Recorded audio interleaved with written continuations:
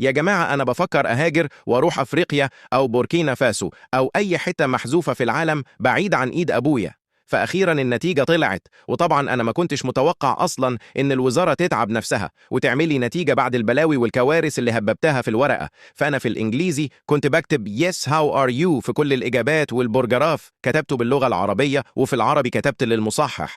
حس بيا، الله يخليك يا معالي الباشا. فالمهم صحيت الصبح على هزة محترمة من أخويا الصغير، دخل الأوضة وهو بيضحك ضحكة صفراء وقال لي اصحى يا بطل، النتيجة نورت على الموقع، والحاج قاعد بره بيسخن المية غالبا عشان يسلخك قلبي. وقع في رجلي وطلعت، لقيت الحاج قاعد والنظارة على طرف مناخيره وباصص ليا نظرة الأسد اللي لقى غزال مشلول. فالحاج قال لي بهدوء مريب، تعالى يا روح بابا، رقم جلوسك كام؟ قلت له بصوت مرعوش والله يا حاج الموقع واقع، استنى للأسبوع الجاي تكون النفوس هديت والكهرباء قطعت. طبعا الحاج مسمعش الكلام وبحث بالاسم، وفجأة الصمت ساد المكان.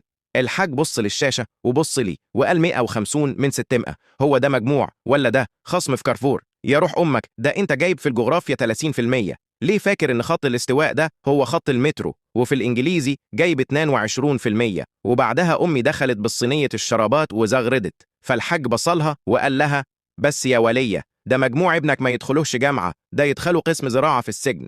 وبعدها أنا استغليت إن الحاج بدأ يدور على الخرطوم، وسحبت نفسي لغاية باب الشقة بتمويه احترافي، ودلوقتي الشنطة في إيدي.